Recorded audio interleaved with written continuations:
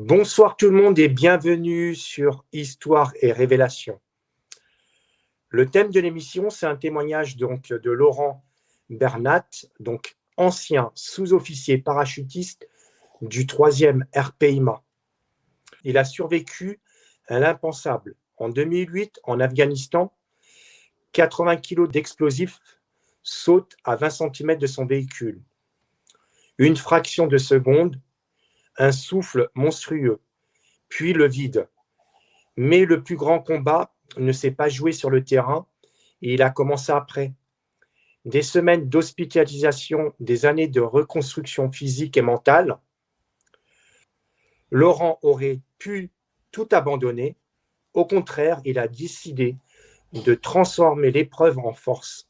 Aujourd'hui, il donne des conférences immersives et puissantes sur la résilience, le leadership et l'endurance mentale. Son message à la guerre comme en entreprise, ce n'est pas l'épreuve qui définit un leader, mais la leçon dont il se relève. Bonsoir Laurent et merci d'avoir accepté mon invitation. Bonsoir, merci à toi. Alors, avant de commencer, est-ce que tu peux nous raconter ce qui s'était passé? Pour l'attentat, ouais. Alors, on est en Afghanistan. Pour le contexte, on est en 2008. On est donc 12 jours après l'embuscade de la vallée d'Ouzbine, qui a fait qu'on avait perdu 10 collègues du 8e RPIMA notamment. Et en fait, suite à cette embuscade, on a mené de nombreuses opérations pour essayer de reprendre un petit peu l'initiative et puis pour punir un petit peu ceux qui avaient monté ça. Donc on est dans ce contexte-là, et comme on a fait pas mal d'opérations et qu'on leur fait mal, on a du renseignement qui dit qu'ils vont essayer de retaper du français pour essayer de marquer les esprits, puisque quand ils tapent de l'américain, ça fait pas beaucoup de bruit. Par contre, quand ils ont réussi à tuer 10 Français, le président était venu, etc. Donc on a cette info-là. Et nous, on est dans un contexte où on programme les opérations à venir. Et moi, je suis là-bas dans le cadre des OMLT. Donc, les OMLT, c'est Operational Mentoring Liaison Team. On est des petites équipes injectées dans l'armée afghane pour à la fois les former et les accompagner au combat. Et moi, dans ces OMLT-là, je suis en protection d'une autorité française, militaire. Donc ce jour-là, on doit retourner à Kaboul pour une réunion avec le général pour la programmation des futures opérations. Et au moment de partir, notre interprète nous dit qu'il ne peut pas venir parce qu'il a un problème avec sa fille, etc. Et donc il ne vient pas avec nous et on part en convoi, donc un véhicule devant qui fait garer tout le monde, un véhicule derrière en protection, et puis moi dans le véhicule blindé léger avec l'autorité que je protège. Et en fait, donc le véhicule de devant fait garer chaque véhicule pour le mettre à l'arrêt pour éviter justement les soucis qu'on peut rencontrer. Et nous, au moment où on arrive, où on passe, il y a un véhicule qui redémarre et qui vient vers nous, en fait, comme pour me percuter. Moi, à ce moment-là, je mets un coup de volant pour l'éviter, mais vraiment comme on évite un accident, quoi. Pas du tout, je pense pas à autre chose, c'est vraiment pour éviter l'accident. Et au moment où je l'évite, en fait, c'est l'impensable se produit. Il y a une explosion monstrueuse, difficilement descriptible. C'est le chaos total, de la fumée, la température qui monte en quelques secondes dans le véhicule. On ne voit plus rien. Alors, la problématique, on est sur une route avec de chaque côté des gros talus, pour ne pas dire des ravins. Et du coup, si on sort de la route, on sait qu'on va faire des tonneaux, etc. Et du coup, il faut absolument rester sur la route. Et donc, j'essaie de maintenir le véhicule sur la route pour sortir de cette fumée parce qu'on voit absolument rien. Et puis, quand on arrive à sortir de cette fumée, on arrive à arrêter le véhicule. En résumé, ça se passe comme ça en quelques secondes. Ma réalité à moi, en fait, c'est, sans que je puisse trop l'expliquer, même si les médecins mettent des termes là-dessus, puisque les médecins appellent ça la distorsion du temps. Quand on est en état de stress, il peut nous arriver que le cerveau nous fasse vivre les choses au ralenti. C'est-à-dire que moi, ce qui s'est passé ce jour-là, je suis capable de le raconter fraction de seconde par fraction de seconde, si je peux dire. C'est-à-dire qu'au moment où le véhicule va me rentrer dedans, je vois le conducteur. C'est-à-dire que j'ai après décrit le conducteur aux gendarmes de la prévôté quand ils m'ont interrogé. Je leur ai décrit qu'il avait moins de 25 ans, que c'était un jeune, qu'il était rasé de près. D'ailleurs, ils ne m'ont pas cru, ils pensaient pas qu'un taliban pouvait être rasé de près. Et puis j'ai expliqué qu'à ce moment-là, moi, je vois le véhicule, que j'ai décrit aussi, en donnant la marque, la couleur, etc. Je vois le véhicule se soulever de l'arrière. Donc je leur ai dit la charge était à l'arrière parce que le véhicule a commencé à se soulever de l'arrière. Je vois le véhicule se soulever de l'arrière, je vois une boule de feu se créer sous le véhicule. Et puis cette boule de feu, je la vois grossir, grossir, grossir jusqu'à la voir rentrer dans mon véhicule, sentir la chaleur augmenter d'une façon qui est indescriptible. La fumée rentrer, une fumée qui est brûlante, qui est chaude. Enfin, quand on la respire, elle nous pénètre vraiment. Ça devient irrespirable. Il commence à y avoir les premiers débris qui retombent sur le véhicule avec les bouts de métal qui se plantent dans les avant-bras et qui nous tombent dessus. Et à ce moment-là, comme je disais tout à l'heure, moi, j'ai qu'une obsession, c'est vraiment garder ce véhicule sur la route. Donc, je me crispe sur le volant et je me dis, il faut qu'on sorte de là. Mais le véhicule est bahuté dans tous les sens. Il faut imaginer que le souffle, c'est incroyable. C'est vraiment, on a du mal à le décrire, mais 80 kg d'explosifs, c'est de quoi faire tomber un immeuble, quoi. Donc, faut s'imaginer que c'est une boule de feu qui fait plusieurs dizaines, voire centaines de mètres de diamètre, quoi. Et quand on arrive à sortir de cette boule de feu, j'appuie sur le frein en disant il faut que j'arrête le véhicule. Mais j'avoue qu'à ce moment-là, je me dis, avec ce qu'on vient de vivre, ça ne va pas répondre, quoi. Et si, quand j'appuie sur le frein, le véhicule ralentit et s'arrête. Et là, on se dit ouf, on est sorti. Mais en fait, ça commence juste à ce moment-là parce que par réflexe, on sort du véhicule, on sécurise la zone et là, on commence à ce moment-là à réaliser un petit peu. Ok. Et tes collègues qui étaient avec toi, présents, vous avez tous été blessés ou pas du tout? Non, alors l'autorité que je protégeais, oui, en fait, puisqu'elle en plus était en trappe, moi j'étais à l'intérieur du véhicule, elle était en trappe, donc elle a vécu le même choc que moi. Mais en fait, elle a eu un effet de glace moins important, puisqu'en étant à l'intérieur, moi j'ai vécu beaucoup plus la surpression. Par contre, lui a pris le souffle et surtout a pris la boule de feu, donc il a été en plus brûlé un petit peu dans le cou. Pas beaucoup, mais brûlé un petit peu. Et après, les autres, en fait, il y avait un véhicule devant, il a été légèrement soulevé par le souffle, mais il n'a rien eu. Et derrière, pareil, en fait, ils ont juste vu l'explosion. Et pour la petite histoire, en fait, il y a une enquête qui est menée derrière par ce qu'on appelle les Artec, qui sont les spécialistes des explos de l'armée française. Et quand ils ont retracé les trajectoires, ils ont compris qu'à l'explosion, on a retrouvé la carcasse du véhicule à 62 mètres et le moteur à 47 mètres. Quand on a eu fini, donc il y a un trou dans la route qui fait à peu près 2 mètres, enfin 1,80 m de mémoire de long sur 1,60 m de large et 20 cm de profondeur. Et en fait, quand ils ont calculé où ils ont retrouvé le moteur et où ils ont retrouvé la carcasse, ils ont compris que le moteur en fait avait été tapé contre le VAB et avait cisaillé le VAB, c'est-à-dire que le VAB en fait sur le côté il est complètement marqué, les deux pneus sont crevés, etc. Et ils ont compris que la carcasse du véhicule qui a sauté est passée par-dessus le véhicule qui était derrière moi. C'est-à-dire qu'il y avait quelqu'un en trappe, à l'explosion il a mis les mains devant comme ça pour se protéger et il a senti un souffle, il s'est demandé ce que c'était. En fait, le souffle qu'il a senti, c'est la carcasse du véhicule qui est passée au-dessus de lui. Je suppose que le chauffeur du véhicule est décédé. Ouais, alors de lui, on a retrouvé, d'ailleurs c'est ce qui m'a permis de prouver que ce que je disais, c'était la vérité. On a retrouvé un bout de pied de 3 cm, qu'ils ont retrouvé, je crois, à 200 mètres, un truc comme ça. Et en fait, le souffle était derrière lui, donc il a pris tout le souffle dans le véhicule. On a retrouvé, ils ont trouvé des traces, il y avait 2 Chicom qui sont des missiles chinois, il y avait des roquettes, il y avait voilà, donc de quoi amener 80 kg d'explosifs. Et lui, ils ont retrouvé donc un bout de pied et son masque au souffle. Donc le souffle lui a arraché le masque, on peut dire, son visage, et ils ont retrouvé son visage collé sur le moteur. Donc en fait, c'est un peu une photo imprimée sur le moteur de la personne. Et ce qui a permis quand moi je disais qu'il était rasé de près et que personne ne croyait, en fait, grâce à ça, on a pu prouver qu'effectivement, ce que je disais, j'avais bien vu. Il a été seul dans le véhicule ou il y avait quelqu'un d'autre avec Ouais. lui?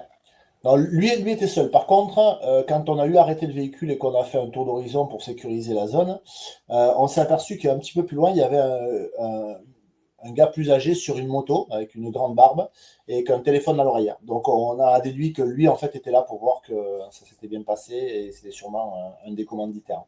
mais on n'a pas eu le temps ni le temps ni les moyens d'essayer de l'attraper ou quoi que ce soit, bien sûr. En fait, il a téléphoné, il a démarré, il est reparti, mais on l'a tous vu, et donc on est tous quasi certains qu'il était là pour vérifier que ça se passe bien. Est-ce que pendant l'enquête, parce que tu as expliqué au début que l'interprète était pas venu, est-ce qu'il a été informé par ces personnes? Il a été peut-être impliqué ou pas du tout? Ouais, alors, on est sûr de rien, mais moi j'avais trouvé, on le pense après avec le recul, j'avais trouvé qu'il posait beaucoup de questions la veille, en fait. Au départ, on devait partir la veille après-midi. On a repoussé parce qu'il fallait qu'on parte à 17h et que c'était à la tombée de la nuit. Et on évitait de prendre la route à la tombée de la nuit pour éviter justement les embuscades, etc. Donc, on a repoussé au lendemain matin. Et quand on a discuté avec lui l'après-midi, il posait beaucoup de questions. Quand est-ce qu'on part, ce qu'on fait, par où on passe, etc. Chose qu'il ne faisait pas tellement habituellement. Lui, ça faisait un gros mois qu'il était avec nous. Donc, on commençait à le connaître et voilà. Ouais, l'enquête n'a pas démontré, mais on est quasiment sûr qu'en fait, c'est lui qui nous a vendu. Mais encore une fois, comme je dis souvent, moi, ce gars-là, je ne lui en veux pas, quoi. Faut s'imaginer, tu es en conflit, tu es dans un pays avec ce qui se passait en Afghanistan, tu as les talibans qui arrivent, qui prennent ta famille et qui te disent soit tu nous donnes le parcours, le trajet, soit on flingue tes gamins. Nous, on a eu des cas qui sont remontés où les gens t'expliquent que les talibans sont arrivés, le mec, il a 3 gamins, il lui demande une info, il ne veut pas la donner, il tue le premier gamin, il lui redemande, il ne veut toujours pas la donner, il tue le deuxième gamin, il dit maintenant il t'en reste un, est-ce que tu donnes l'info? Enfin, moi, je sais que pour sauver ma famille, j'aurais donné aussi. Donc, lui, j'en veux pas. J'en ai voulu longtemps, dire ce qui est, parce que quand j'ai eu les premières conséquences, forcément, tu as envie de trouver des coupables. Mais aujourd'hui, j'en veux pas. Je me dis qu'en fait, j'aurais fait la même chose. Et quand je vois ce qu'ils vivent aujourd'hui et ce qui est revenu là-bas, je me dis que bon. Après, ce que je sais, c'est que nous, on a demandé à ce qu'il ne soit plus notre interprète, donc il a été muté. Je ne sais pas s'il est resté interprète ou pas. Et la seule chose dont je suis sûr, puisque je me suis renseigné, c'est qu'au moment où on a quitté l'Afghanistan, il n'a pas été rapatrié en France et il n'a pas eu l'asile politique. D'accord. Ouais. Et à ton avis, par rapport à l'enquête, qu'est-ce qui vous a sauvé? Est-ce que c'est votre véhicule? Il était blindé ou pas? Ouais, c'est blindé, mais c'est blindé léger. Alors, c'est un peu paradoxal, mais on pense que si on avait un véhicule plus lourd, comme le VAB, le véhicule d'avant blindé, qui était celui derrière nous, qui est beaucoup plus lourd. Alors, quand je dis plus lourd, un VBL, ça pèse quand même déjà 4,5 tonnes et il a été soulevé. Mais du coup, le souffle a bougé le véhicule. Si ça avait été un véhicule plus lourd, peut-être que ça l'aurait, en fait, comme il n'aurait pas pu se soulever, ça l'aurait peut-être découpé en deux, on ne sait pas. En fait, ce qui nous sauve, c'est deux choses. Enfin, c'est plusieurs choses. D'abord, c'est ce réflexe que j'ai eu de juste mettre un petit coup de volant. Parce que ce coup de volant a mis un vide d'air d'une vingtaine de centimètres qui fait qu'on n'a pas eu l'onde de choc. Alors, on a eu le souffle, on a eu la boule de feu, on a eu l'effet de blast et tout ça, mais on n'a pas eu l'onde de choc. Si le véhicule avait été à toucher comme ce qu'il voulait, l'onde de choc nous aurait disloqué complètement. Donc là, on serait tous les deux morts, c'est 100% certain. Donc c'est ce petit vide d'air. Et après, la deuxième chose qui nous a sauvé la vie, en fait, à tous, je pense, c'est les décisions qu'on a prises derrière. Parce qu'il y a eu l'attentat, mais il y a eu la suite, en fait. C'est-à-dire qu'à un moment donné, tu es au milieu de la pampa. Nous, du coup, juste après l'attentat, qu'est-ce que je fais? Je veux rendre compte au commandement de ce qui se passe. Sauf que quand je prends ma radio, elle ne fonctionne pas, évidemment, parce que toutes les antennes ont été arrachées, l'onde de choc a explosé les radios, etc. Du coup, je cours au véhicule de derrière, je récupère une autre radio et je rends compte. Et quand je rends compte, on m'annonce la QRF à 40 minutes. La QRF, c'est la section de renfort. On me dit départ QRF 40 minutes, plus le fait de venir 20 minutes, il fallait compter, on les aurait eu au bout d'une heure. Donc à ce moment-là, en fait, il faut prendre une décision. Parce que ça veut dire rester sur place pendant une heure, sachant que tous les rétextes qu'on a, tous les retours qu'on a d'expérience, on sait que derrière un attentat comme ça, généralement, il y a une embuscade qui se monte pour finir le boulot. Soit elle se monte immédiatement, soit elle se monte après, dans un deuxième temps, c'est-à-dire qu'ils attendent que les ambulances arrivent, notamment, ou les renforts, et c'est là qu'on fait une grosse embuscade pour faire encore plus de dégâts. Donc ça, c'est assez courant. Donc on sait qu'on a ça. On sait que il va falloir traverser Kaboul si on veut rentrer à Warehouse, donc au camp où on allait, au camp français.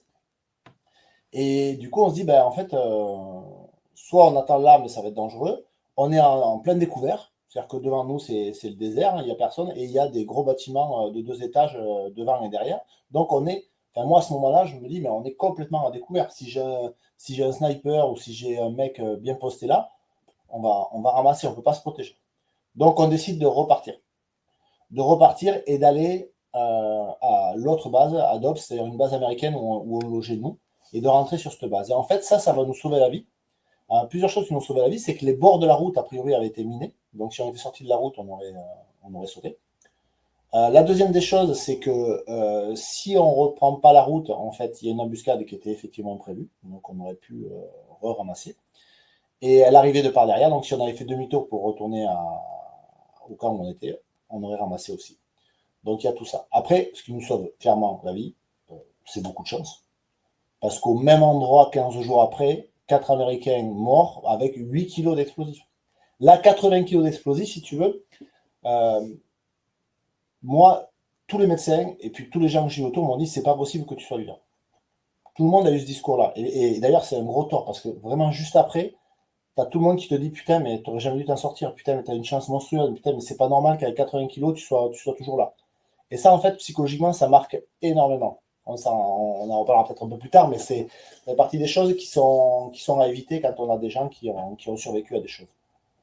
Donc, beaucoup de chance et puis les décisions qu'on a prises, tout simplement. Il y a le fait aussi, le réflexe que tu as eu, et tu as eu un bon réflexe, comme tu l'as expliqué au début, c'est au lieu de foncer directement sur le véhicule, le véhicule, il est parti. En gros, c'est par l'arrière que le choc il y a eu. Non. En fait, lui, il est face à moi, si tu veux. On est face à face comme ça. Et lui, il est sur le côté. Et il redémarre pour venir vers moi. Donc lui, il est à l'arrêt. Et quand on descend, alors nous, on a une chance aussi, c'est qu'on descendait, lui montait. Alors pas beaucoup, mais un peu. Et quand il redémarre pour venir me percuter, moi, je mets un coup de volant. Du coup, au moment où il explose, moi, l'avance en voiture est à 20 cm de ma portière. Mais du coup, le souffle, comme lui, il est un peu en travers, est passé un peu à côté. Donc on a quand même pris bien le souffle. Mais en fait, d'une part, on n'a pas eu l'onde de choc, ce qui nous sauve, parce que sinon, je te dis, on était disloqué complet, ça c'est clair. Et le souffle, en fait, est passé au-dessus du véhicule, sur une partie. Ouais. Mais ce qui n'empêche pas que la boule de feu était quand même un joli feu d'artifice et que c'est difficile à décrire. Souvent, on m'en a parlé, on me dit, mais c'était comment? Mais c'est difficile à décrire parce qu'on est à la fois dans le noir. Vraiment, quand je suis sorti de la fumée, j'ai eu l'impression de passer du jour à la nuit. La fumée était tellement sombre, tellement noire, tellement opaque que en fait, j'y voyais rien sur la route. Je me tenais juste le volant pour sortir de là. Et quand tu ressors de cette fumée, en fait, soleil. Bon, on est en Afghanistan au mois d'août, hein, donc c'est 45 ou 50 degrés, c'est grand soleil. Et en fait, on a fait jour, nuit, jour. Et après ça, vous avez eu le temps de discuter entre vous? Alors, au retour un petit peu. Mais je te dirais que pas beaucoup. En fait, ce qui s'est passé sur place, c'est que ce qui a été génial, c'est que une fois qu'on a eu stoppé ce véhicule, mon véhicule, tu t'aperçois de l'importance de la formation. Parce qu'en fait, tout le monde a sauté des véhicules, tout le monde a fait ce qu'on appelait le 5-25. Donc, c'est la sécurisation 5 yards, 25 yards autour de véhicule, 5 mètres et 25 mètres, pardon. Tout le monde a eu ses réflexes, tout le monde a sécurisé, etc. Donc ça, en fait, il n'y a pas besoin de se parler. C'est ça qui était génial, c'est que tu n'as même presque pas besoin de donner des ordres, en fait. C'est-à-dire que tout le monde sait ce qu'il a à faire. Tout le monde s'est posté, tout le monde a sécurisé, etc. À partir du moment où on a repris la route, ok, on a repris la route. Après, je te passe les détails, mais avec le stress et ce qu'on venait de vivre, on a réussi à se perdre dans Kaboul, alors qu'on on était passé dans Kaboul peut-être 50 fois depuis qu'on était là. Et là, on a réussi à se perdre parce qu'on était complètement déboussolés. Il a fallu traverser le marché Westio, qui était un truc où tu as du monde de partout. Du coup, avec le stress, tout le monde avait peur qu'il y ait une deuxième vague, etc. Donc, voilà.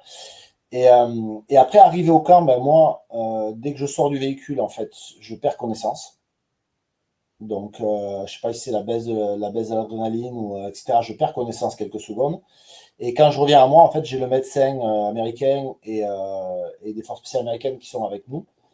Et moi, je suis amené au niveau de l'infirmerie, etc. Donc, je vois plus les autres, en fait. Donc, eux, je ne sais pas s'ils en ont parlé entre eux. Mais en fait, presque le lendemain, il fallait qu'on passe à autre chose. Tu vois, dans le truc, c'était OK, maintenant c'est passé. Alors, par contre, l'autorité que je protégeais, elle l'a très mal vécu sur le coup. C'est-à-dire qu'à partir de ce moment-là, elle a eu beaucoup de mal à, et c'est pas une critique, hein, elle a eu beaucoup de mal à prendre des décisions.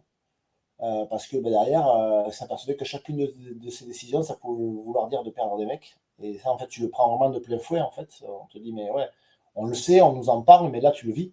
C'est-à-dire que tu te dis, mais attends, mais chaque fois que je dis à un mec d'aller reconnaître la piste là-bas, ben, ça se trouve, il va pas revenir, quoi. Donc ça, c'est psychologiquement, c'est une charge qui est importante. Donc lui, il a eu beaucoup de mal à ce qu'on reparte en mission. Il s'est arrangé toujours pour un petit peu ne plus repartir. Et donc ça a été pesant pour beaucoup de monde parce que les autres avaient envie de repartir. Donc ça, voilà.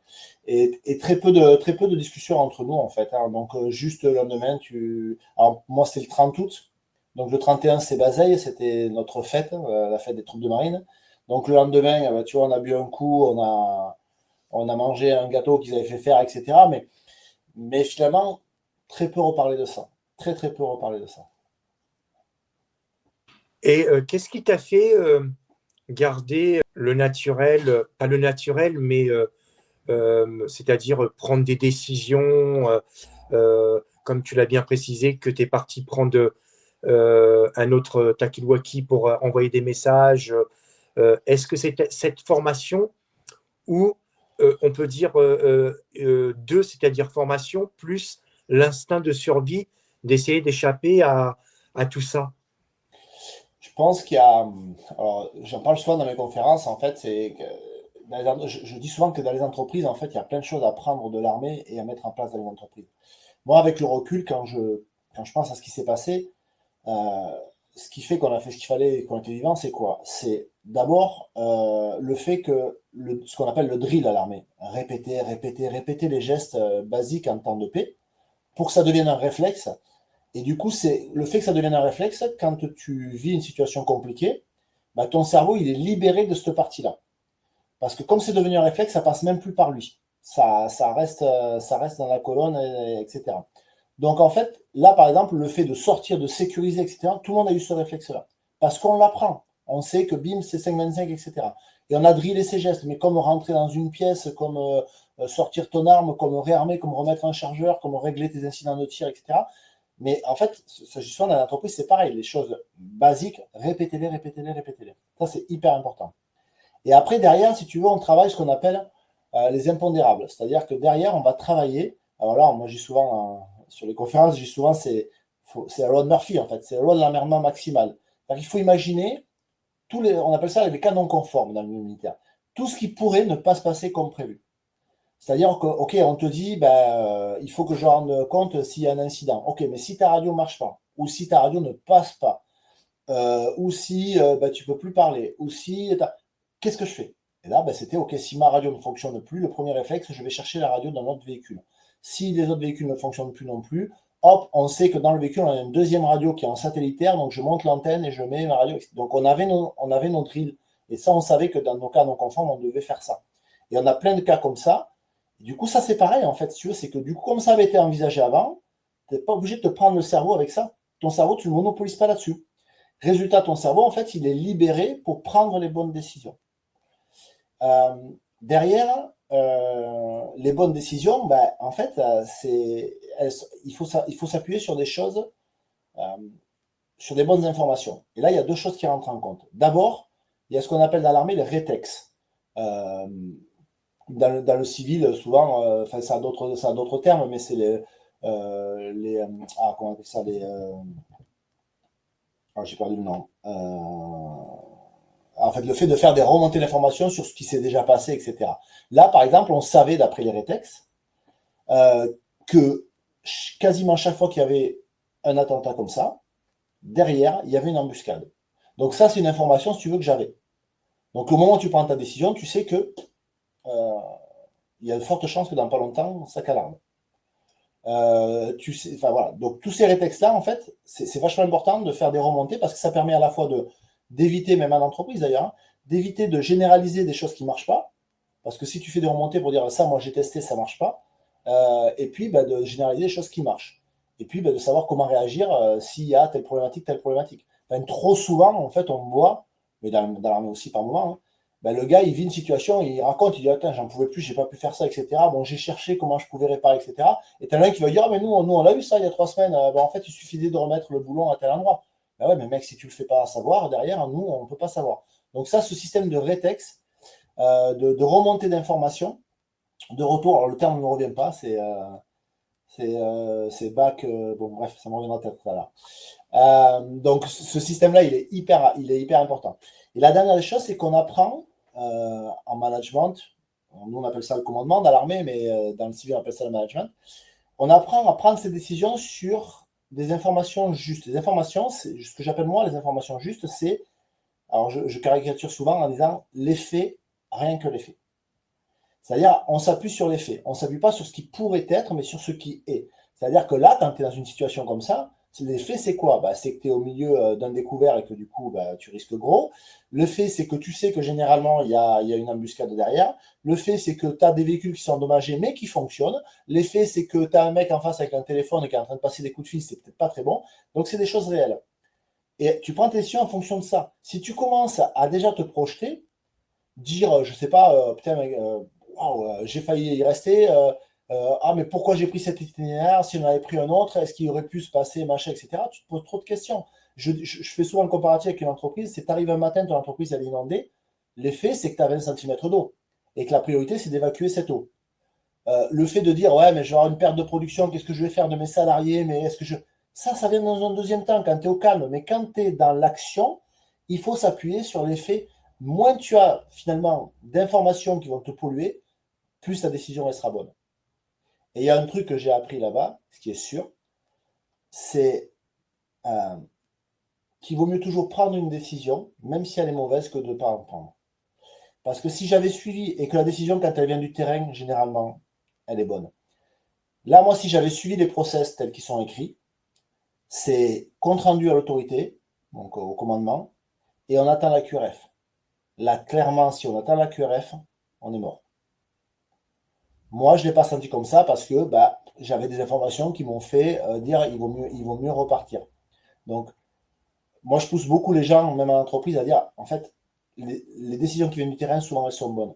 Et il vaut mieux prendre une décision, même mauvaise, que de ne pas en prendre. Et d'ailleurs, souvent, à l'armée, on dit demi-décision égale bordel au carré. Et ça s'est vérifié très souvent. Et du coup, moi, ça, je l'ai gardé, même dans mon entreprise, j'ai toujours mes salariés. Je dis, mais en fait, à un moment donné, si vous êtes dans une situation qui est compliquée, bien sûr que vous pouvez essayer de m'appeler pour que je vous aide, mais c'est vous qui avez la vision de terrain. Donc, prenez votre décision. Si vous vous trompez, on trouvera comment mieux vous guider la prochaine fois. Et voilà, mais prenez des décisions. C'est hyper important. C'est hyper important. La décision de terrain reste toujours la meilleure décision. Je suis persuadé. Ouais, c'est clair, on est bien d'accord. Donc après, je suppose que tu as été hospitalisé. Et comment as-tu vécu les semaines d'hospitalisation en termes à la fois aussi bien physiques que psychologiquement? Alors, moi, je suis resté, alors ils appellent même pas ça hospitalisé, en observation, 11 jours sur place, donc base américaine. Moi, j'étais en OMLT, en fait, on n'était pas rattaché aux Français, on était rattaché directement au OTAN, donc on était sur les bases américaines. Je suis resté hospitalisé 11 jours, et j'allais dire la chance, je ne sais pas si on peut dire la chance, mais l'effet de blast fait que tu n'as pas forcément les effets tout de suite. C'est-à-dire que le médecin, moi, qui m'a ausculté dans la foulée, il m'a dit, voilà, tu as vécu les brûlures, etc. Ça va, c'était des trucs plantés dans les bras, on ne sait rien, tu désinfectes et ça cicatrise. En revanche, il me dit voilà, tu as eu un gros blast. Et peut-être que tu n'auras aucune conséquence, et peut-être que tu en auras beaucoup. Mais ce qu'on sait, c'est que ça va apparaître au fur et à mesure. Peut-être dans 10 jours, peut-être dans un mois, peut-être dans un an, on ne sait pas. Ce qui fait qu'en fait, moi, au bout de 11 jours, j'ai repris mon job. Alors, on m'a posé les questions, savoir comment j'étais, si je voulais rentrer, etc. Moi, mon autorité est restée là, donc moi, évidemment, que je restais là. Psychologiquement, j'avais l'impression que ça allait bien, donc j'ai dit, en fait, je suis resté. Donc, physiquement, en fait, moi, j'ai eu les premiers effets. Alors, j'avais déjà des acouphènes, j'avais quelques pertes d'équilibre, mais je me disais que c'était normal, etc. Mais en fait, moi, les gros effets physiques sont arrivés au retour, en fait, beaucoup plus tard. Psychologiquement, tu es dans la mission. Moi, ma mission, c'était de protéger mon autorité. Donc, voilà, pour moi, le job, il avait été fait, contrairement à ce que lui il dit souvent, mais c'est pas grave. Et surtout, il fallait continuer la mission. Donc, tu es en mission, tu es militaire, et puis il y a un truc qui est très important qu'on peut ne pas comprendre dans le milieu civil ou qu'on peut euh, voir un peu bizarrement, mais tu arrives là-bas avec des copains. Le terme qu'on utilise dans l'armée, souvent, c'est frères d'armes. Tu arrives avec des frères d'armes, le seul objectif que tu as, en fait, c'est de repartir avec tout le monde. Voilà. Et là, c'était le cas. Euh, Il y a un film qui explique ça très bien. Alors, c'est un film qui est vu comme un film de guerre, alors que c'est un film très psychologique, c'est La chute du Faucon Noir, Black Hawk Down. En fait, à un moment donné, le Delta, il vient de réussir à se sortir de Mogadiscio, et il est en train de manger un peu et de reprendre des munitions, etc. Et l'autre lui dit, tu vas pas y retourner. Et il dit, si, j'y retourne parce qu'on a encore des frères là-bas. Et le gars, il dit, en fait, tu sais, quand je rentre, on me dit toujours, mais pourquoi tu fais ça? Tu fais ça parce que tu es shooté à l'adrénaline, etc. Et tu sais ce que je leur répondrai? Et là, tu dis non. Il dit, je leur répondrai rien, parce qu'ils ne pourraient pas comprendre. Ce qu'ils ne pourront jamais comprendre, c'est qu'on fait ça les uns pour les autres. Et c'est exactement ça. C'est-à-dire qu'à un moment donné, tu le fais pour les gars qui sont avec toi. Et que ça dépasse tout. Les gens pensent, oui, mais quand tu es en mission, bien sûr que tu es envoyé en mission par... tu sers un pays, donc tu vas là-bas parce que tu sers ton pays, tu vas là-bas parce que tu sers ton régime, etc. Mais quand tu es dans la merde, quand tu es sur le terrain, tu le fais pas pour le pays, tu le fais pas pour ton commandement, tu le fais pas pour tout ça. Tu le fais pour tes frères d'armes. Et c'est tout. Mmh. Et de ce qui t'est arrivé par rapport à l'attentat, tu en as parlé à ta famille ou tu as plutôt voulu les protéger, rien dire, mais plutôt quand tu es revenu en France? Ah, il y a eu deux. Alors, pour la petite histoire, quand je suis sur place, en fait, quand je perds connaissance, quand je reprends connaissance, donc je perds connaissance quelques secondes, Justin, et je reprends connaissance, il y a le médecin qui est là, et il y a un Américain avec qui j'avais sympathisé, et qui me dit appelle ta femme. Je lui dis oh, si, appelle ta femme. Et il me donne un téléphone satellitaire et j'appelle ma femme, par réflexe. Ma femme, elle décroche, ce qui était assez rare puisqu'elle bossait, donc elle ne pouvait pas toujours répondre. Et ma femme était militaire aussi, hein, donc elle ne pouvait pas toujours répondre. Et quand elle décroche, je lui dis écoute, quoi que tu entendes, tu t'inquiètes pas, je suis vivant. Et je raccroche. Et je lui dis que ça. Je ne lui dis que ça. Donc, elle a ça, sans trop savoir ce qui se passe. Malheureusement, il y a eu un couac au niveau du régiment, donc elle n'a pas été prévenue. Ça, c'était un samedi matin, elle n'a pas été prévenue, elle l'a appris aux couleurs le lundi matin. Donc je ne te raconte pas le choc psychologique qu'elle a pris, parce qu'elle n'avait aucune info, et 2 jours après, on lui apprend qu'on a sauté sur 80 kg d'explosifs. Et, euh, et voilà. Et après, ben, j'en ai parlé au retour, mais c'est compliqué en fait. C'est compliqué parce que au retour, j'ai très vite développé, sans m'en apercevoir, en fait, un choc post-traumatique. Et quand tu rentres et que tu as laissé les copains là-bas, en fait, je passais mon temps à justement à commencer à ressortir l'effet de dire, mais en fait, je ne devrais pas être là. On m'a tellement dit sur le coup, mais comment tu as fait pour t'en sortir, c'est pas possible, que j'ai fini par intégrer que c'était pas normal que je m'en sois sorti. Et au début, tu te dis, j'aurais pu y rester. Et puis très vite, en fait, tu bascules. C'est-à-dire qu'au bout de quelques temps, je ne me disais pas, j'aurais pu y rester. Je me disais, j'aurais dû y rester. Et c'est très différent. C'est très différent parce que je me voyais comme une anomalie. Et dans ces moments-là, la seule chose qui peut aider, c'est de parler. Sauf que quand tu as vécu des choses comme ça et quand tu rentres de 6 mois d'Afghanistan où c'est psychologiquement très lourd parce que tu n'as aucun moment où tu relâches, en fait, contrairement à d'autres théâtres, en fait, pour moi, dans ma tête, les seuls à qui je pouvais me confier, c'était ceux qui l'avaient vécu avec moi. Je, ça, les autres ne pouvaient pas comprendre. Et quand je parle des autres, une psy ne pouvait pas comprendre. Ma femme ne pouvait pas comprendre. Pourtant, elle était militaire et elle était très compréhensive. Mais elle ne pouvait pas comprendre. Mes filles, j'en parle même pas, je n'en parlais pas à elles. Mais... Donc, en fait, bah, du coup, tu gardes. Tu gardes pour toi, tu n'en parles pas. Donc, moi, non, je ne parlais pas, je me renfermais. J'allais chercher du renseignement tout le temps sur ce qui se passait là-bas, tu vois. Je pouvais passer des heures devant la télé à chercher bah, ce qui se passait en Afghanistan, partout, si ce n'était pas des gens que je connaissais, etc. Ma fille en parlerait bien mieux que moi, et plusieurs fois elle m'a trouvé en fait à 2 ou 3 heures du matin devant la télé parce qu'elle se réveillait, elle me dit mais qu'est-ce que tu fais? Je disais bah, je regarde la télé. Et puis il y a une fois où elle est arrivée, elle me dit mais qu'est-ce que tu fais papa? Je dis bah, je regarde la télé. Elle me dit ouais mais là la télé elle est éteinte papa. Et en fait j'étais devant l'écran noir. Sauf qu'en fait je continuais à chercher machin etc. mais devant un écran noir. En fait tout se passait dans ma tête. Tout se passait dans ma tête. Et du coup, non, tu peux pas partager. Moi, la première psy que j'ai vue, quand j'ai commencé à lui parler de l'attentat, elle commençait à m'expliquer que oui, mais la relation avec les parents est importante, etc. Enfin, je dis, mais dans quel monde je suis? En fait, je lui parle de ce que j'ai vécu et elle me, et elle me parle que je suis en conflit avec ma mère. Enfin, c'était lunaire. Ouais. Et juste à l'armée, il n'y a pas un service par rapport à ce que tu as vécu pour vous aider ou on vous laisse comme ça? Alors, il faut remettre dans le contexte, là on est en 2008. Les choses ont beaucoup, beaucoup évolué. C'est-à-dire qu'en 2008, on vient d'avoir les premiers morts. Et Ouzbine a fait avancer beaucoup de choses. Moi, en 2008, on n'avait par exemple pas les sas de décompression. C'est-à-dire que moi, le vendredi soir, j'étais sur une montagne afghane, le samedi, j'étais dans l'avion, et le dimanche, j'étais sur le canapé avec mes filles. Tu vois, le truc.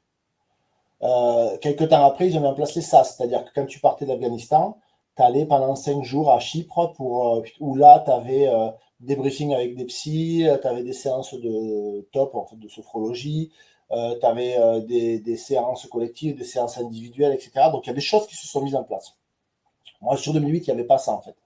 En fait, on découvrait malheureusement, ce que la guerre peut faire sur les humains, sur le psychologique, etc. Donc tout ça, on le découvrait. Donc on était aux prémices de ce qui allait se passer derrière et de tout ce qui allait ressortir au cours des années suivantes, parce que sur les années qui ont suivi, on a eu énormément de chocs post-traumatiques, on a eu énormément de blessés, on a eu énormément de morts, et tout ça a marqué les esprits. Mais Ouais. il y avait encore rien. Maintenant, oui, il y a des référents, justement pour faire remonter s'il y a des gens qui vont pas bien. Il y a effectivement beaucoup plus de psy. Même en dehors, il y a beaucoup d'associations maintenant qui peuvent aider les blessés. Moi, quand je vois, alors, je suis porte-drapeau des gueules cassées, hein, donc l'UBFT, c'est l'Union des blessés de la face et de la tête. Hein.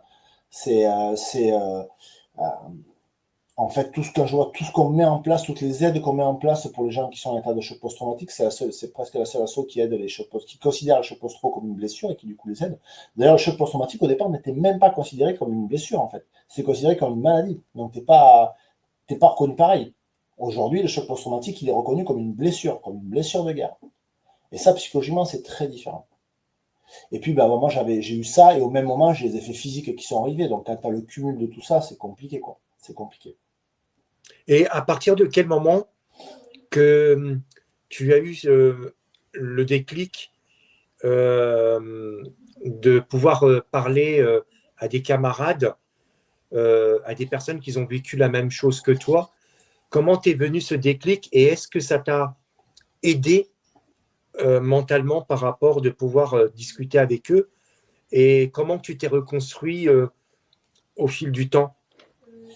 Alors j'ai très peu discuté avec des camarades en fait. C'est-à-dire que moi le déclic il a eu lieu en fait un jour où on a un général qui est venu, donc ça devait être un an et demi après le retour, un truc comme ça, un an ou un an et demi après le retour. Je sentais moi que j'avais des grosses crises de colère, que je m'enfermais, etc. Ma femme m'avait déjà tiré un petit peu le chien d'alarme en me disant attends, il y a un truc qui va pas, t'es pas bien, etc. Mais j'avais du mal à lui parler. Donc, et en fait, un jour, on a un général qui vient et qui vient faire une conférence au cadre du régiment. Donc, on est tous dans un amphithéâtre et il commence à parler. Et dans son discours, en fait, il dit nous, dans l'armée de terre, on sait s'occuper de nos blessés. Et moi, à ce moment-là, ça me fait exploser, en fait. Ça me fait exploser parce que moi, ils ont oublié de prévenir ma femme. Derrière, ils ont fait la misère. Moi, personne ne s'est occupé de moi. Moi, j'expliquais que je commençais à aller mal, le chef de corps ne voulait rien entendre. Donc, on était dans une phase où, en fait, les gens découvraient ça, encore une fois. C'est-à-dire que euh, c'est un peu comme le mal de dos dans le côté physique. C'est-à-dire qu'en fait, tu n'as pas de trace, ça ne se voit pas. Tu ne peux pas le mesurer. Tu ne peux pas faire un IRM et dire, lui, il a un choc post-trau ou pas. Quoique si, maintenant, oui, d'ailleurs. On a aujourd'hui la capacité, avec un IRM, de déceler des différences dans le cerveau pour les gens qui sont en état de choc post-traumatique. Et à cette époque-là, ce n'est pas quelque chose qu'on parlait. Donc, en fait, les gens, le premier réflexe, c'est de dire deux choses. Il est faible. Et ça, c'est ce qu'on se dit aussi. Ça, c'est très compliqué parce qu'on se dit, c'est pas normal que je sois pas bien comme ça. Et du coup, ça veut dire que j'ai pas la force que je croyais. Et du coup, c'est un tas de faiblesse. Donc, c'est aussi pour ça qu'on le masque et qu'on ne veut pas en parler. Donc, on n'en parle pas aux autres. On n'en parle pas au milieu militaire. Enfin, on n'en parlait pas au milieu militaire parce qu'on n'avait pas envie de passer pour un faible. On n'avait pas envie qu'on nous sorte des missions, etc. Donc on n'en parlait pas. Et moi, quand j'ai pété la pile là, que j'ai commencé à me lever, en fait, c'est ma femme qui m'a attrapé, qui m'a fait sortir. Alors, maman était à côté de moi à ce moment-là, et qui m'a amené à l'infirmerie. Et là, j'ai discuté avec le médecin. Et en fait, pour te donner un peu la vision qu'il y avait à cette époque-là, quand j'ai dit au médecin ce qui se passait, lui, il a compris de suite. Il m'a dit, écoute, voilà, t'es pas le seul, il y en a d'autres qui sont venus me voir, il faut venir nous parler, etc. Je pense que tu es en état de choc post-traumatique et c'est normal, est-ce que tu as vécu, etc. Et donc, on va faire le nécessaire avec le chef de corps pour t'aider. Sauf que quand il a appelé le chef de corps lui a répondu, Bernard, tout ce qu'il veut, c'est être muté dans le sud. A répondu le chef de corps. Donc là, en fait, le médecin a dit, mais attends, ok, c'est simple, je t'envoie en expertise au Val-de-Grâce, à Paris, avec un psychiatre, et lui, en fait, va poser un diagnostic. Et à partir de ce moment-là, je suis rentré dans un système de soins militaire, où le psychiatre a dit, ben, c'est état de choc post-traumatique, donc il faut qu'il ait un suivi. Donc, en fait, là, tu as un système qui se met en place avec des visites régulières à l'hôpital pour aller parler. Alors, tu as un traitement. Alors, après, traitement, j'allais dire, c'est un peu facile, c'est la solution de facilité souvent, c'est de mettre des traitements pour avoir moins de ressenti, etc. Donc, ça, il faut en sortir très vite parce que c'est pas très bon. Et en fait, tout le système s'est mis en place à partir de ce moment-là. Après, j'ai été mis en arrêt maladie, donc du coup, je suis revenu dans mon sud-ouest natal et j'ai continué les soins sur Bordeaux, du coup, pour continuer. Et voilà. Et après, moi, il y a la séance de psy, j'allais dire normale. Et moi, ce qui m'a beaucoup fait avancer dans l'état de choc post-traumatique, en fait, dans ma reconstruction, c'est le MDR. Donc, le MDR, c'est une méthode particulière où, avec un système de signaux lumineux, on s'aperçoit, si tu veux, si je dois te résumer, c'est que la nuit, notre cerveau va archiver les événements que tu as vécu sur la journée ou sur les jours d'avant. Ce qu'il estime, il le met dans des tiroirs, si tu veux. Et quand il fait ça, on s'est aperçu que les yeux bougeaient, avaient une certaine fréquence, et suivant la gravité des événements, en fait, la fréquence augmentait ou ralentissait, etc. Le MDR reprend ça. C'est-à-dire qu'on te fait revivre tes événements, donc c'est très compliqué parce que tu es obligé d'aller revivre les choses, mais ça va te faire puiser des choses que ton cerveau a mis de côté. Et ça passe au-dessus du cerveau. C'est-à-dire qu'en fait, avec ces mouvements, tu suis une lumière ou machin, et en fait, ça t'aide à reclasser les choses, à prendre tes événements. Parce que moi, par exemple, je ne voulais pas, j'avais peur qu'en allant chez les psys, etc., ça me fasse oublier. Et je ne voulais pas oublier. Je ne voulais pas oublier mes collègues, je ne voulais pas oublier ce qui s'était passé, je voulais pas. J'avais peur que ça me fasse oublier. Et le MDR, en fait, te permet de le classer, de l'avoir en souvenir, mais que ton cerveau percute que c'est un souvenir. Donc, ça ne va pas se reproduire. Par contre, le MDR te fait ressortir des choses. Par exemple, tu parlais tout à l'heure, on parlait de peur tout à l'heure. Moi, j'avais le sentiment de ne pas avoir du tout eu peur sur l'attentat. Parce que tu es dans une phase opérationnelle. Donc, pendant l'explosion, le véhicule, etc., je n'ai pas eu peur. Par contre, avec le MDR, j'ai compris une chose. J'ai compris que quand je me retrouve au milieu du découvert, là, je me dis, putain, devant, j'ai rien pour me protéger. Derrière, j'ai rien pour me protéger. Et il y a un bâtiment avec des fenêtres. Et dans ma tête, je me dis, dans quelques secondes, je vais entendre claquer et c'est fini. Et ça, je m'en souvenais absolument pas, parce que j'étais focalisé sur l'attentat. Et c'est grâce à l'EMDR que j'ai compris que c'est à ce moment-là que j'ai eu peur, par exemple. C'est le seul moment où j'ai eu peur. Mais, comme j'ai eu peur, mon cerveau l'avait classé en dangereux et bloqué là-dessus. Et en fait, grâce à l'EMDR, en fait, ça te permet de retraiter l'information et d'avancer. Et après, j'ai mis des choses en place. J'ai mis des choses en place, moi, qui m'ont pris des années et des années. Et pour rien te cacher, aujourd'hui, si je fais des conférences, c'est pour aider les gens à avancer plus vite que moi. Moi, j'ai mis 10 ans et je pense qu'on peut avancer beaucoup plus vite. Moi, j'ai découvert, par exemple, la courbe du deuil d'Elisabeth Kübler-Ross, qui est une psychologue et psychiatre allemande, qui s'est aperçue que tous les gens qui vivaient un deuil ou un échec, en fait, vivaient les mêmes étapes, plus ou moins longues, mais vivaient les mêmes étapes. Et il y a des moyens de faire passer ces étapes beaucoup plus vite. On a tous, dans la phase du deuil, on a tous une phase de négation. On dit non, je ne veux pas. Une phase de négociation, on se dit, ah, mais en fait, ça ne m'est pas arrivé comme ça, moi je veux ça.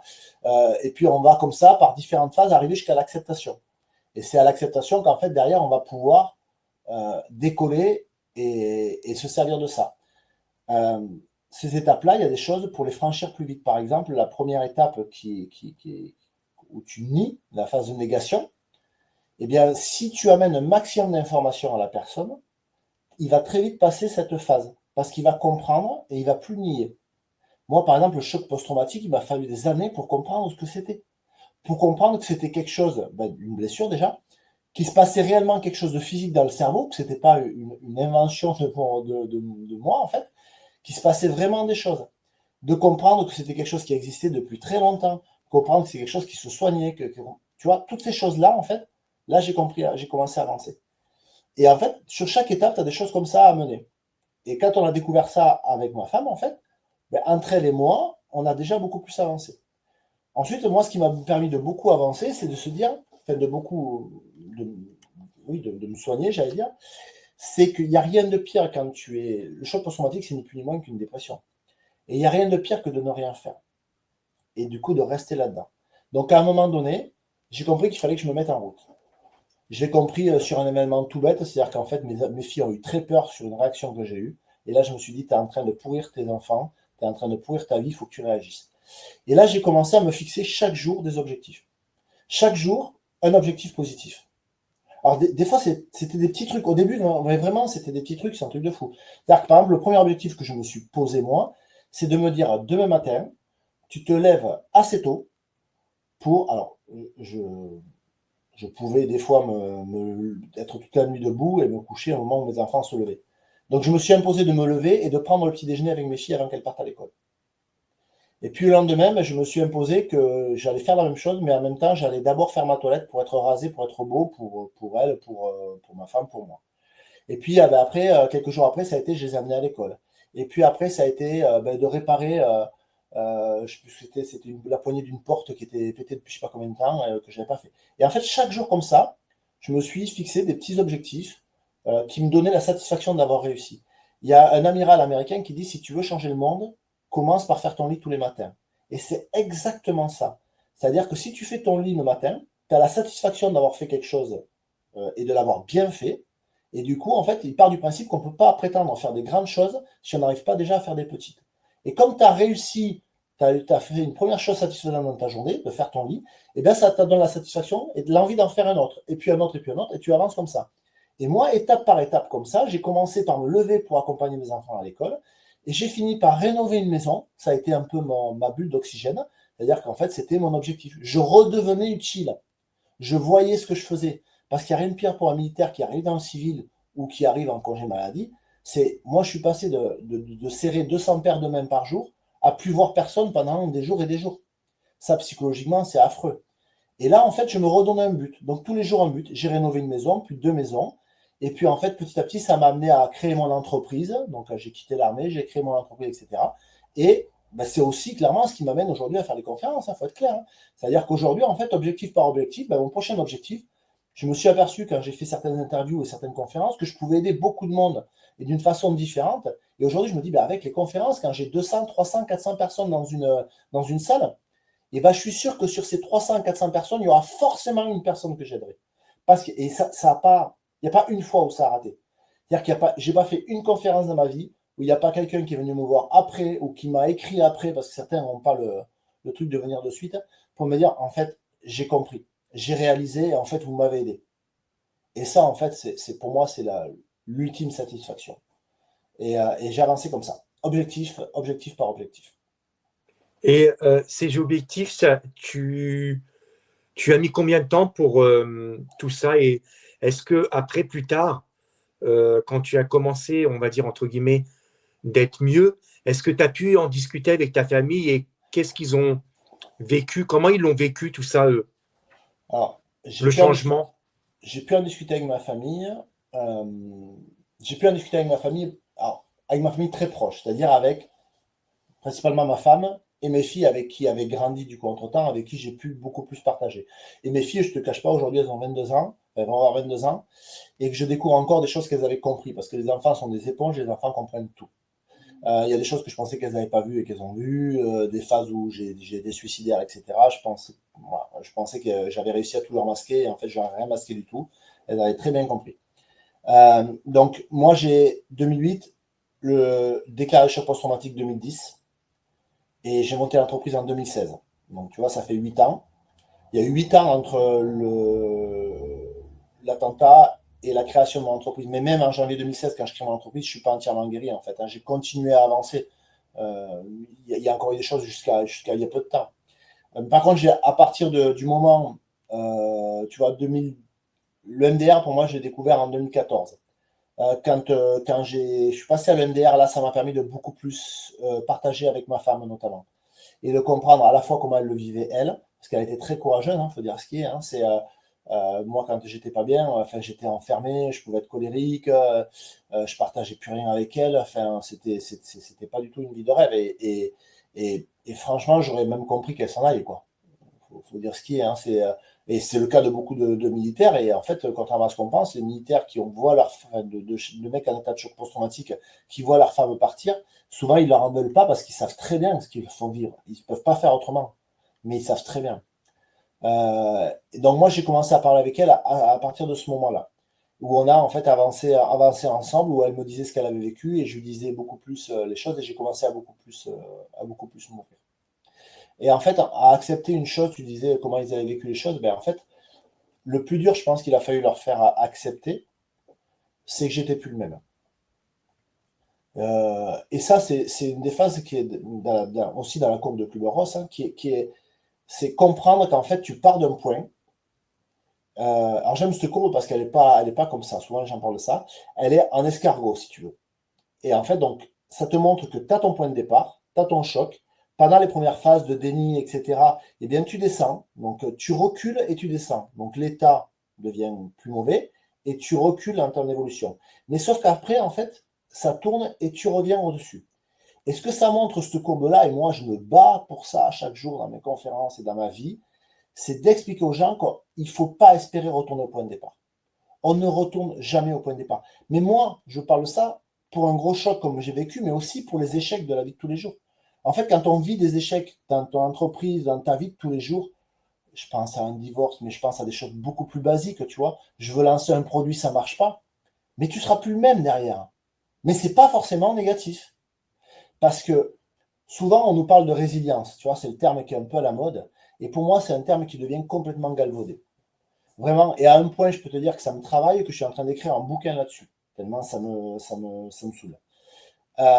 Les gens disent la résilience. Sauf que la résilience, quand tu regardes la définition, la résilience, c'est, mis à part la définition sur d'origine, c'est la capacité d'un métal à reprendre sa position d'origine. Du coup, ça a été transformé pour l'humain et l'État a mis une définition officielle en disant c'est la capacité à retrouver une vie satisfaisante après un gros choc ou un événement traumatisant. Une vie satisfaisante. Moi, je vais te dire un truc, quand j'ai lu ça, j'ai explosé. J'ai dit, mais moi, je ne veux pas une vie satisfaisante. En fait. Je n'ai pas vécu 10 ans d'enfer ou 8 ans d'enfer pour juste retrouver une vie satisfaisante. En fait, la résilience, ça ne suffit pas. Il faut que ces événements que tu vis et ta reconstruction, elles te permettent de devenir plus fort, elles te permettent de devenir meilleur. Tu es obligé d'apprendre dans ces moments-là. Donc forcément, quand tu apprends, tu deviens plus fort. Et aujourd'hui, moi, mon bouquin va montrer ça. Montrer le fait de dire, en fait, la résilience, ça ne suffit pas aujourd'hui. Tous ces événements qu'on vit, ils doivent nous permettre d'être plus forts. Et moi, aujourd'hui, je me considère, si ce n'est plus fort, au moins meilleur. Et c'est peut-être ça le plus important. C'est-à-dire qu'en fait, je suis beaucoup plus à l'écoute, par exemple, de mes proches. Je sais ce que je leur dois. Face à des événements compliqués, eh bien, je vais réagir très différemment parce que je vais beaucoup plus relativiser, par exemple. Je sais que je vais passer par ces phases-là, donc je les accepte. J'accepte de passer par toutes ces phases-là. Et rien que ça, mais c'est génial. Quand tu as un coup de colère, tu te dis, mais ouais, mais là, je suis soit dans le déni, soit dans la négociation. Je suis dans la phase-là et c'est normal. Je ne veux pas accepter. Et pourtant, la réalité, je l'ai devant les yeux, c'est que c'est ça. Ok, tu es en colère, c'est normal. Et en fait, je vais passer à autre chose. Et c'est ça, en fait, qu'il faut amener aux gens. Dire, en fait, chaque échec, de toute façon, il y en a plein qui l'ont dit. Hein. Là, j'ai rien inventé. Hein. C'est de Sarkozy à Mike Horn, ils l'ont tous dit. Hein. C'est dans l'échec qu'on apprend, c'est pas dans la réussite. Hein. Et je suis assez d'accord avec ça. Et souvent, on me dit, mais alors là, on est dans la culture de l'échec. Non, je suis pas du tout dans la culture de l'échec. Mais l'échec, on en vit tous. Et tu as deux façons de le vivre, en fait. Hein. C'est soit tu t'effondres, soit tu choisis d'être résilient, et même plus que résilient, parce que tu choisis d'être meilleur après, quoi. Alors, ça demande des efforts. Hein. C'est moi quand j'entends que la résilience, c'est inné, on est tous résilients, etc. Ça, je te le dis clairement, foutaise. Foutaise. On n'est pas tous résilients. C'est pas vrai. Résilience, ça demande des efforts, ça demande un travail de tous les jours. Donc, ça veut dire qu'on n'est pas tous capables de le faire. Et c'est pas une critique. On n'est pas tous capables de le faire. Donc, non, c'est pas ouvert à tout le monde. Et puis surtout pour moi, comme je te disais, ça suffit pas. Je pense que nos échecs peuvent nous permettre d'être bien, bien, bien meilleurs. Et c'est comme ça qu'on les voit positivement. Yes. Tu as parlé justement que tu faisais des conférences et que même s'il y a une personne qui rentre en contact avec toi pour prendre des informations et voir, moi c'est la même chose. C'est pour ça que je suis rentré en contact avec toi, parce que je reçois beaucoup des témoignages et je veux le partager, ton vécu, pour que justement les personnes qui ont vécu des choses mais différentes par rapport à la tienne, mais si on peut les aider, c'est encore mieux.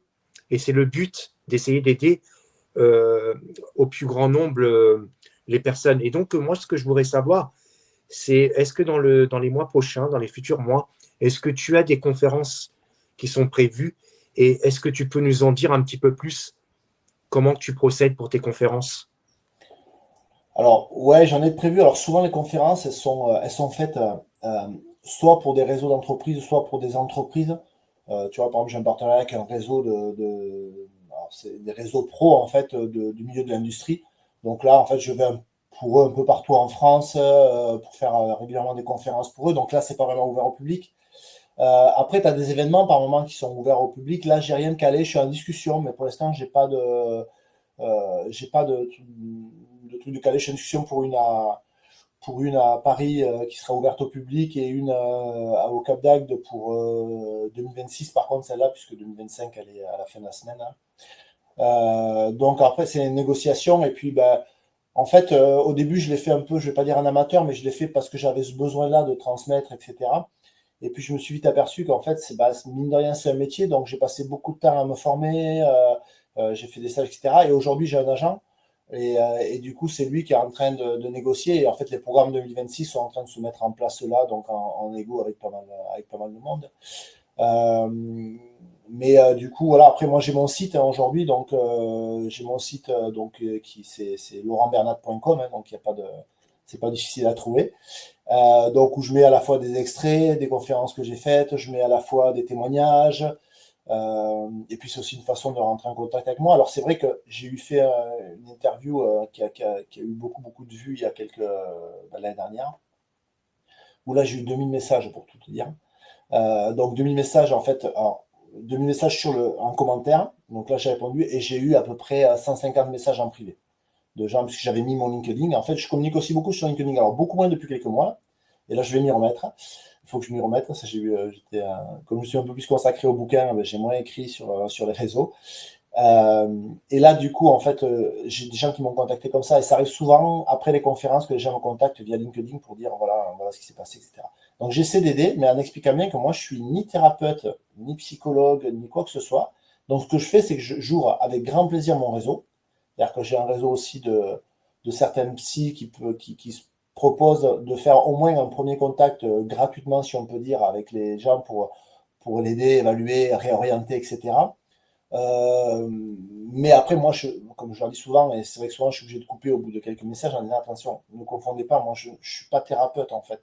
Moi, je vous raconte mon histoire pour vous dire qu'on peut s'en sortir, qu'on peut même s'en sortir et devenir meilleur. Et que moi, ça m'a pris du temps et de l'énergie, et je vous propose en fait d'essayer de vous aider pour que ça aille plus vite, mais dans tous les cas, moi, je ne serai pas votre référent. C'est hyper important d'avoir, moi, ce que j'appelle un key ressource. Voilà. Donc moi, mon key ressource, ça a été ma femme et mes filles, particulièrement ma femme. Ça a été la personne sur qui je me suis appuyé. Mais un key ressource, ça peut être un collègue de travail, ça peut être un psychologue, ça peut être un pro, on va dire, donc psychologue, psychiatre, etc. On s'en fout. Mais il faut avoir cette personne. Et moi, je ne peux pas être le key ressource des gens qui me contactent, clairement. Voilà. Mais j'ouvre avec beaucoup de plaisir après le réseau si je peux. Et donc les conférences, c'est en fait dans tous les. Bah, ça peut être partout, ça peut être pour tout le monde. En fait, c'est ça qui est génial. C'est-à-dire que je passe d'une conférence, tu vois, il y a 15 jours, c'était une boîte, 60 salariés qui m'ont fait venir, donc assez intimiste, tu vois, tu as les 60 salariés, mais c'était dans un but précis, c'est qu'une boîte qui a beaucoup grossi, ils sont passés de 6 à 60 salariés en 3 ans. Donc, besoin de ressouder les gens, besoin de faire accepter qu'ils n'aient pas tous les marchés, donc la gestion de l'échec, donc un côté leadership, un côté résilience, etc. Donc, hyper intéressant. Et à côté de ça, j'ai fait des repas avec 20 et j'ai fait des salles avec 400 ou 500 personnes. Donc, c'est vraiment, en fait, c'est pas la même relation, mais c'est toujours hyper riche et ça, c'est top. Franchement, j'adore.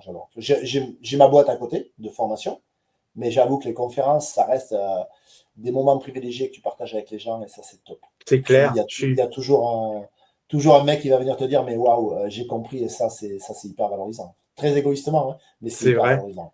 Mais en plus, c'est très enrichissant. Puis je sais que il y a toujours le trac au début. Même au début, moi, quand je faisais les tout premiers, j'étais comme ça. Et puis, tous les jours, on apprend. Bien sûr. Ben, c'est comme, faire du vélo ou autre chose, un autre sport, tu apprends tous les jours. Et comment se prend une décision quand tout s'effondre autour de toi? Alors, moi, je crois que c'est exactement ce que je te disais tout à l'heure. C'est-à-dire que je pense que quand tout s'effondre autour, euh, justement, il faut essayer de ne pas se laisser amener par l'émotionnel. Et moi, ce qui me permet de ne pas m'amener par l'émotionnel, je suis fait comme ça, c'est de m'appuyer sur les process que j'ai appris et sur les faits. Vraiment, c'est ce que je te disais tout à l'heure, c'est-à-dire que moi, dans ma tête, c'est clair que bim, si ça va pas, ok, je l'ai envisagé ou je l'ai pas envisagé, mais j'ai mes process, je fais comme ça habituellement, bim, ça c'est ma base rassurante pour pas paniquer. Et puis, ben, pour prendre la bonne décision, comme je te disais, c'est simple.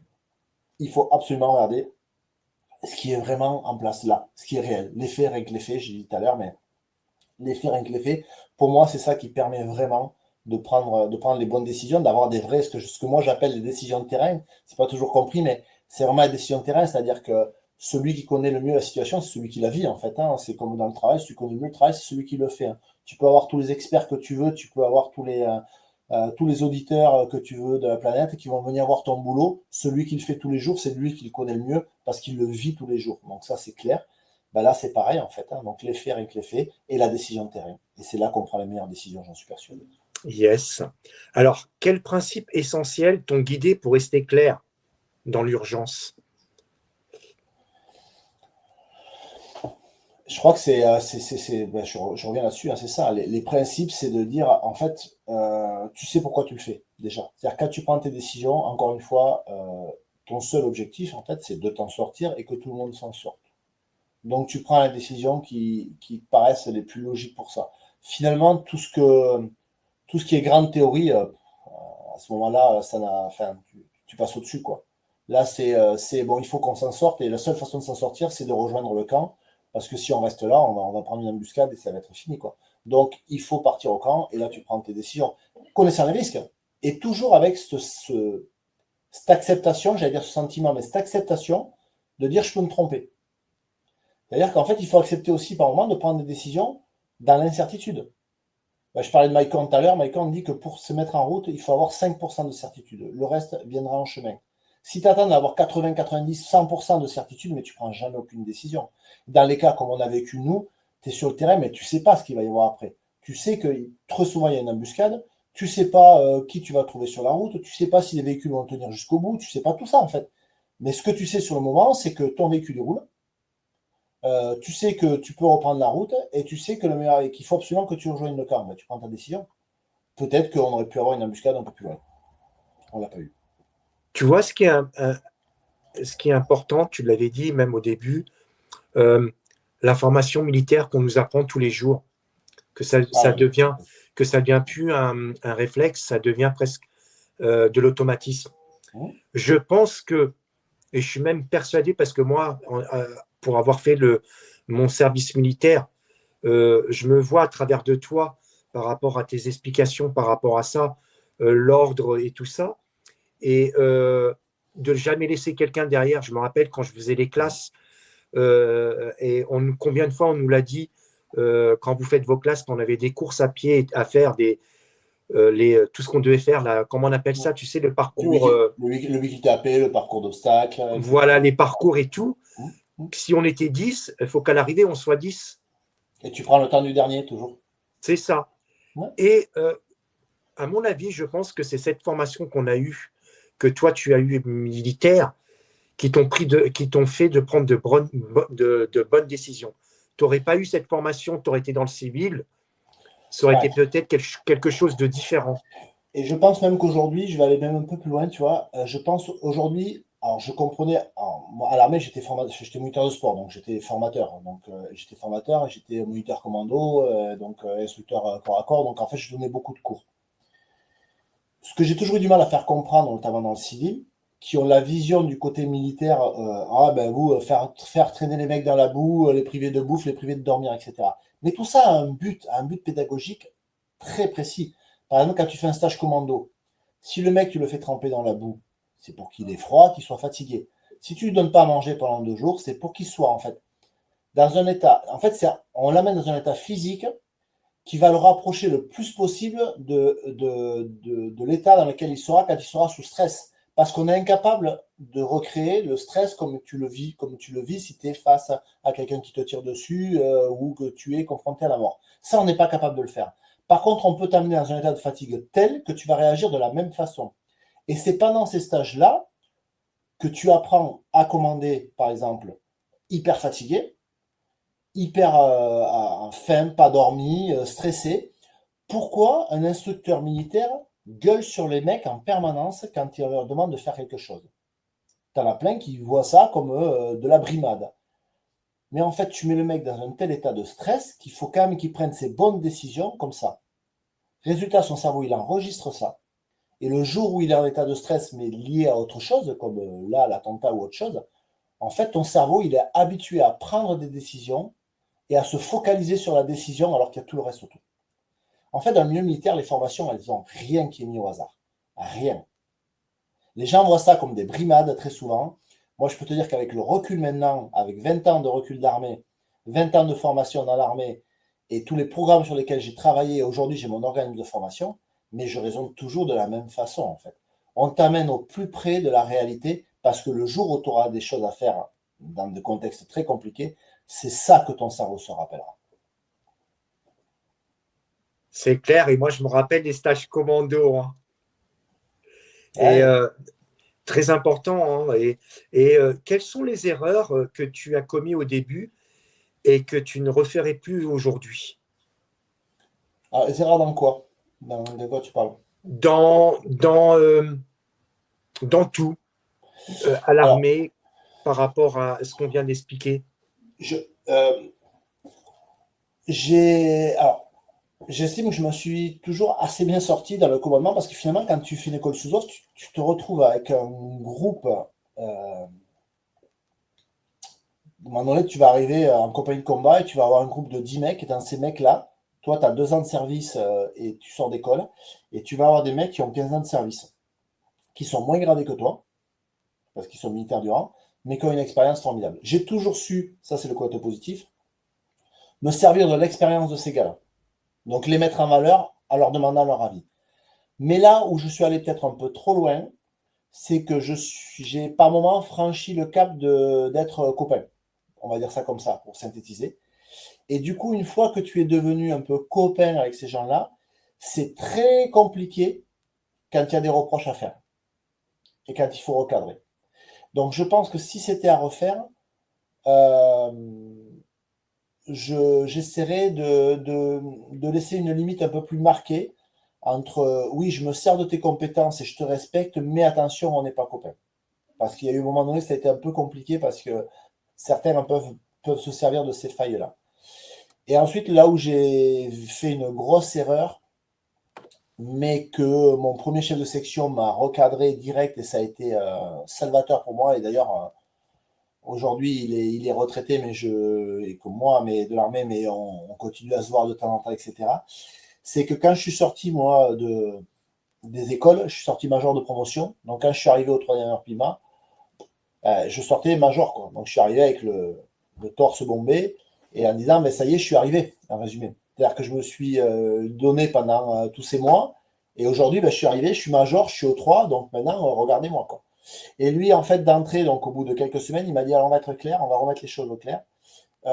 tu ne connais rien, tu ne sais rien, tu as tout à apprendre parce que maintenant tu vas aller sur le terrain et tu vas comprendre que justement les décisions, c'est sur le terrain qu'elles se prennent. Il y a l'école, mais c'est sur le terrain. Et puis, surtout, ici, il n'y a que des bons, il n'y a que des majors. Donc, il faut que tu refasses tes preuves, en résumé. Lui m'a vite recadré en disant, t'es pas arrivé, mec. T'es juste sorti d'école et t'es major, ok, mais c'est maintenant que tu apprends parce que c'est sur le terrain que tu vas apprendre. Et franchement, je pense même qu'il m'a sauvé la vie, en fait, parce que il m'a remis en place.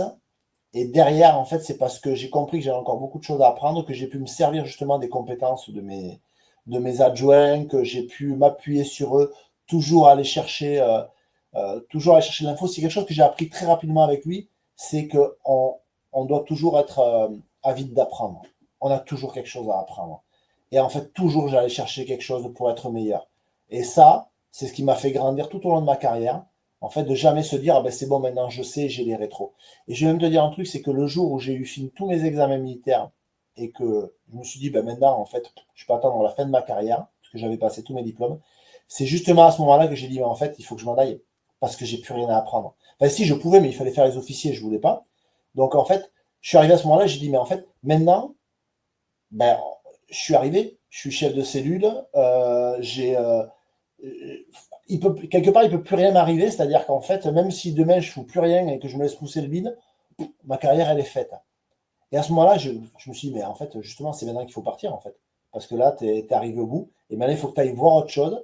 Et quand je suis arrivé dans l'entrepreneuriat, eh ben, je vais rien t'apprendre, mais bah, tu apprends tous les jours. Tu apprends tous les jours et tu n'as pas le choix. Et en fait, c'est ce qui m'a plu dans l'entrepreneuriat. Et c'est encore aujourd'hui, et je reviens sur ce que tu disais tout à l'heure, c'est exactement ce qui me plaît aussi dans les conférences. C'est-à-dire que tu le disais, c'est tellement riche. À chaque fois, j'apprends quelque chose. À chaque fois, c'est différent. Au début, ben, comme tu dis, on tremblait, etc. Moi, j'ai toujours pris la parole, donc ça allait, mais quand tu arrives, et en fait, ça se passe jamais pareil.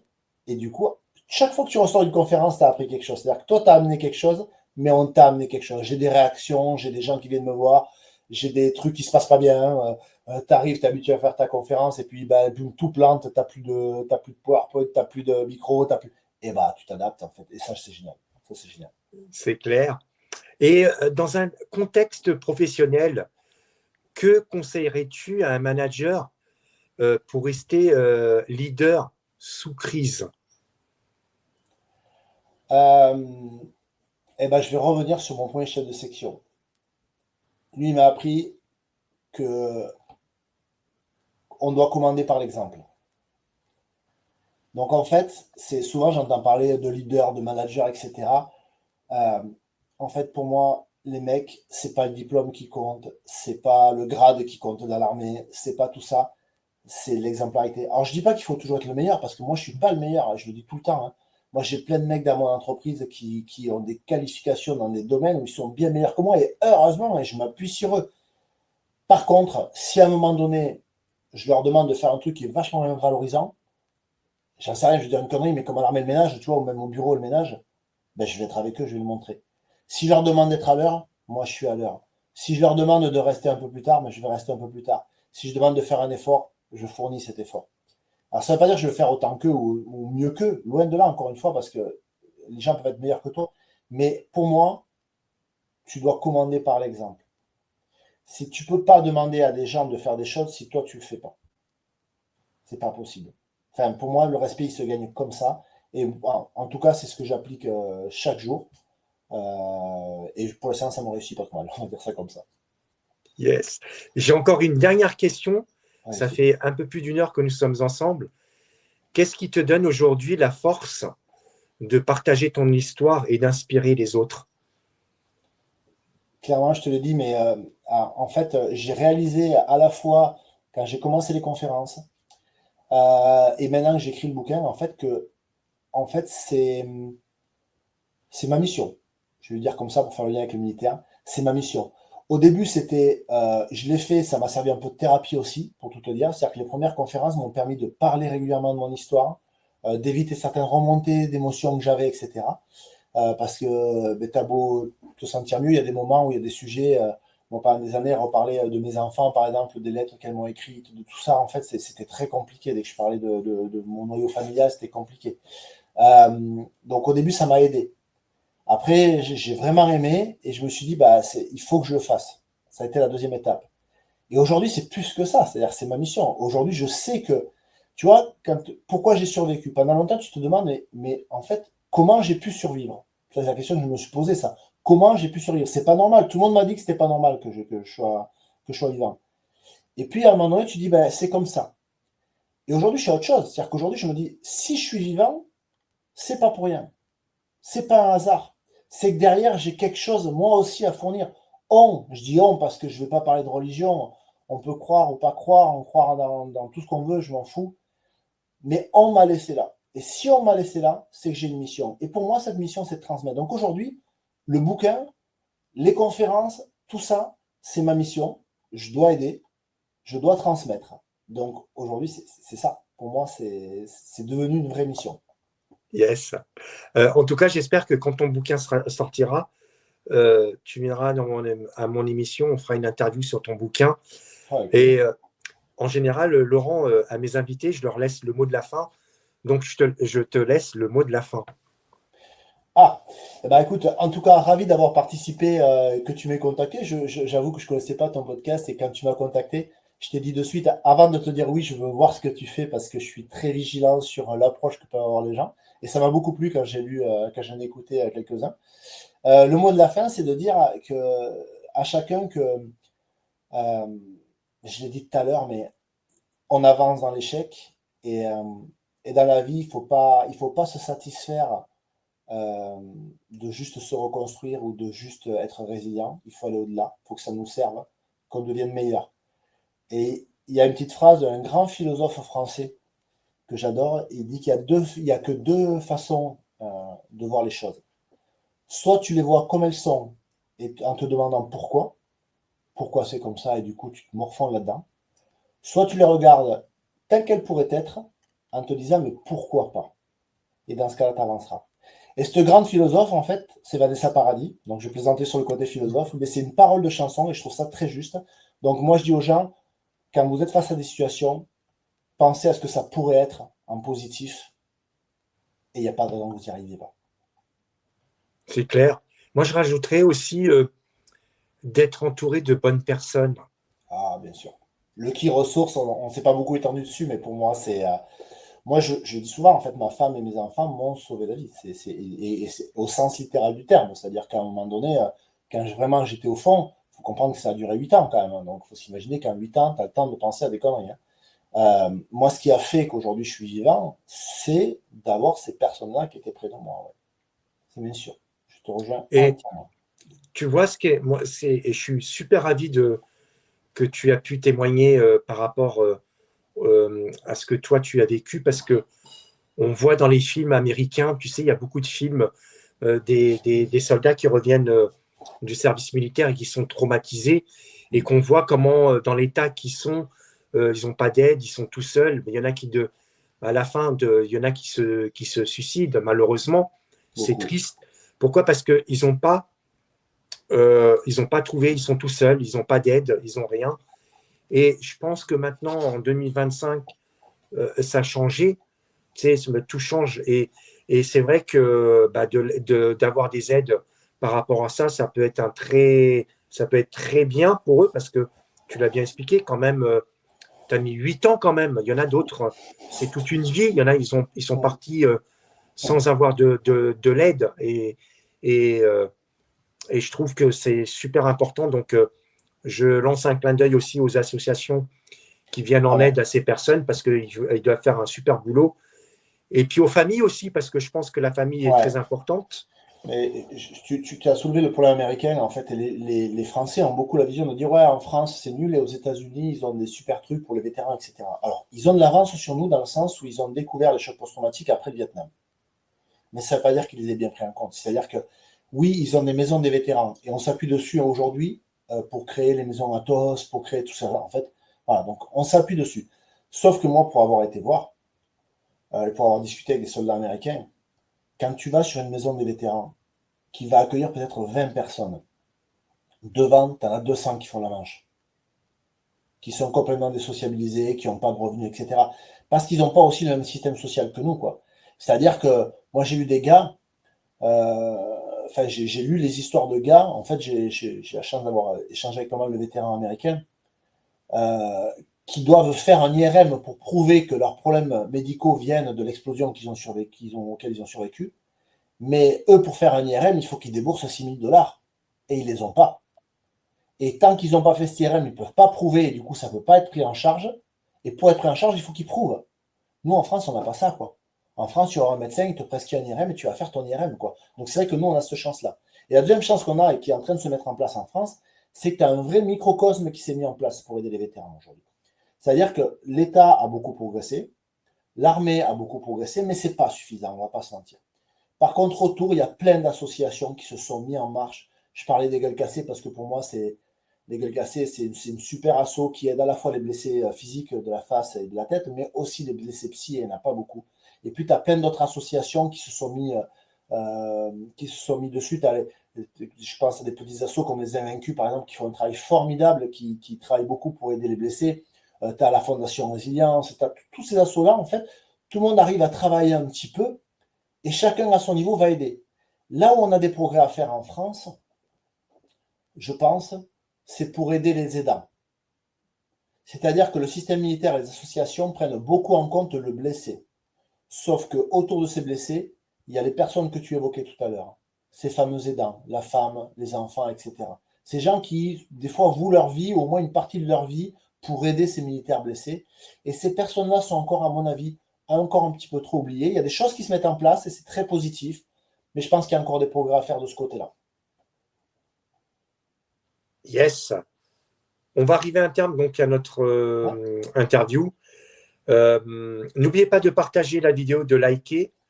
Et moi, je vous dis à très bientôt. Tu restes encore quelques minutes avec moi. Avec plaisir. Bonne soirée. Au revoir à tous.